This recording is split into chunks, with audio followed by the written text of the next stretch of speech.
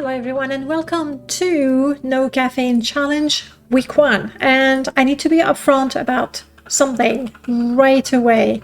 I started this challenge while recovering from a light muscle strain from running, even though my own framework said avoid overlapping variables, and I immediately broke the rule. I had run out of coffee. I was getting impatient to get started with this challenge. I should have waited a week for the 5K2 challenge to be truly over, to have fully recovered from the hip and the running. I didn't. I don't think it will affect the data that much. It was just a minor strain, but week 1 number include both the caffeine withdrawal and a little bit of physical recovery. It's not ideal, but that's what happened. Let's take a look at the most important aspect of this challenge, at least for week 1, that is the withdrawal symptoms. I predicted peak withdrawal would be around day 3 and 4. That was a little bit optimistic. Day 1, 2, 3, that was the full package. Headache, and I could tell that was different from the migraines that I have quite regularly. Headache, fatigue, and brain fog.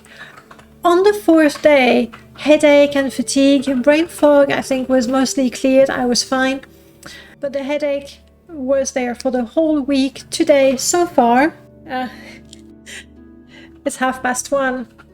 For the first week, my headache started almost like clockwork around 2 o'clock.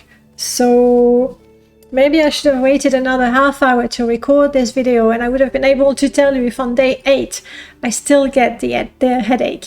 I'm going to be optimistic and say that by day 8 the headache and fatigue were mostly gone. We'll see if I'll have to correct that next week. Anyway, 8 days for withdrawals mostly, given that I was consuming about 600 milligrams of caffeine daily, which is about 50% above the recommended limit, and that has been going on for years. It turns out that I was really dependent. I did mention the 2 o'clock schedule. My headache would start around 2 o'clock in the afternoon.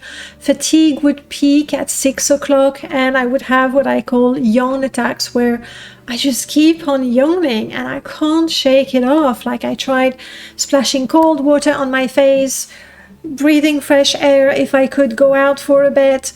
That didn't help too much. I suspect my body was expecting caffeine at these times, because after years of maintaining a steady level between 7 o'clock in the morning and 10 o'clock in the evening, I think I'd essentially trained my system to anticipate regular deliveries. So I think that breaking this schedule is part of the withdrawal. The toughest day was hands down day 1. That was really rough. That was Monday last week.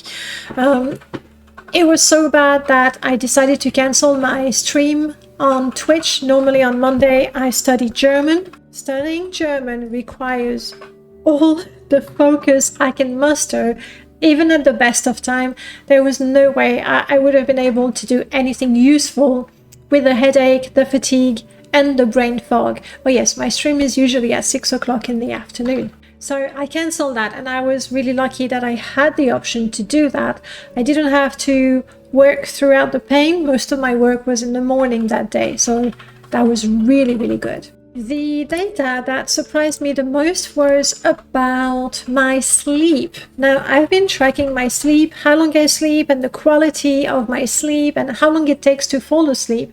I've been tracking that since I started the 0 to 5K challenge, so I have a really good set of data before and after stopping caffeine. The results were pretty clear. Eliminating caffeine really improved my sleep, even during the worst days of withdrawal. Looking at the numbers, I slept more, which has nothing to do with... No, it may have something to do with caffeine. Most of the time, I've always considered myself really lucky no problem to fall asleep unless there's really something on my mind.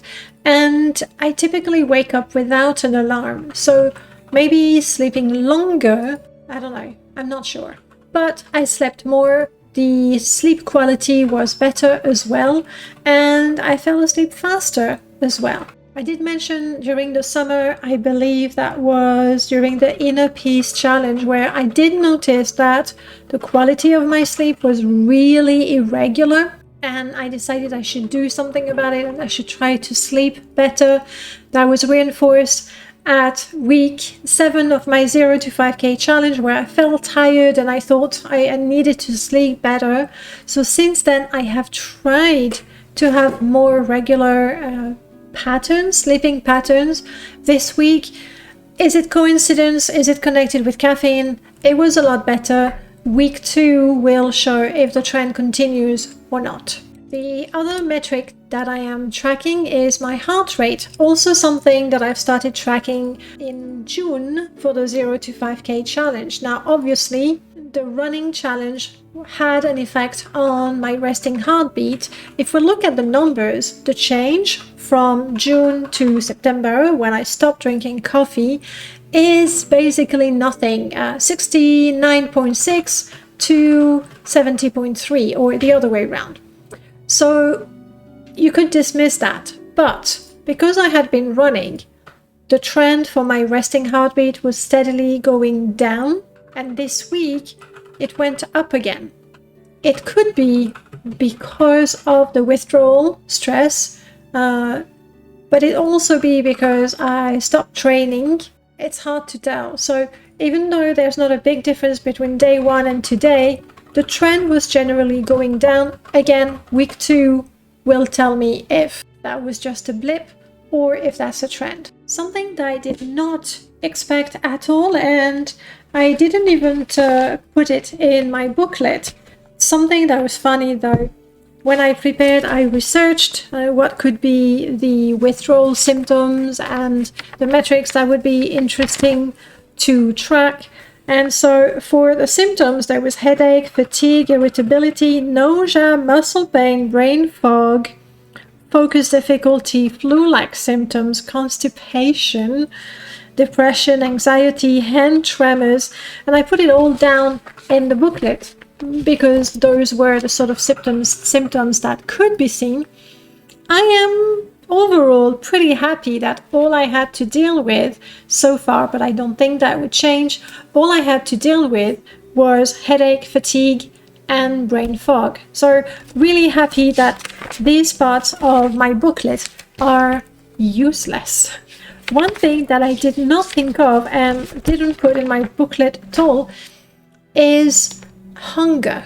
Apparently, coffee is an appetite suppressant, and I didn't know this, though I didn't know this, but it is true, thinking back, that quite often I would feel peckish, but it's not quite time to eat, and I would say I'll have a coffee instead. So maybe I kind of knew it, I guess. Now, without caffeine, I'm experiencing two things. The first one is a genuine increase of hunger. I am so looking forward to meals. I want them so badly, but even between meals, I have this, I want to eat something. I don't know what, but I want to eat something.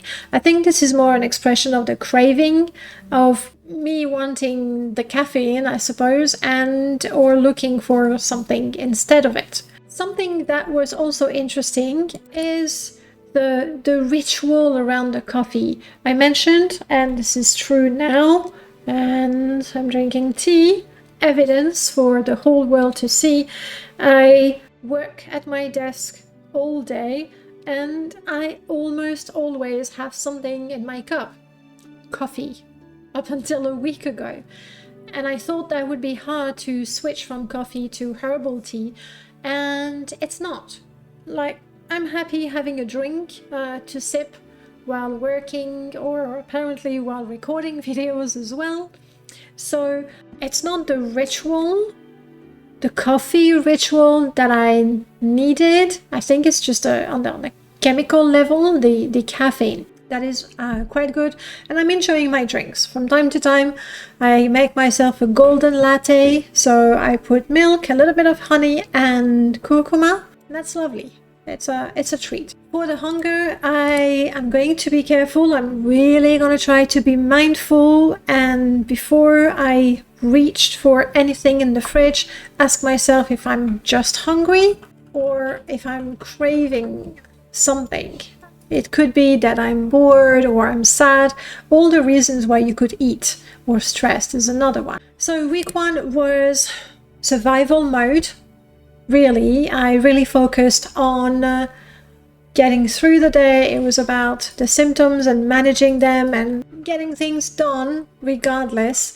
Now I'm going to really discover my natural energy patterns. I'm particularly curious about the 2 and the 6 o'clock, those times that seem to trigger symptoms. Were those genuine low energy period where caffeine was helping me, get through? Or were they artificially created because of the dependency on caffeine? I don't know. Now that withdrawal is mostly cleared, we can find out. So week 2 is going to reveal whether the sleep improvements continue, hopefully what is my natural rhythm, and if the cognitive performance recovers, improves, changes, we'll find out. What I have learned so far is that I don't want to say that I am more dependent than I realize. I thought I was probably, but not how much. 8 days of withdrawal is-ish, quite a bit. What's the time? It's not 2 o'clock yet. I can't say for sure. I think also my body has learned a caffeine schedule to have those daily boosts of caffeine throughout the day. Evening coffee really was probably affecting my sleep, even though I didn't realize it, because as far as I'm concerned, I didn't have problem falling asleep, or nothing really noticeable.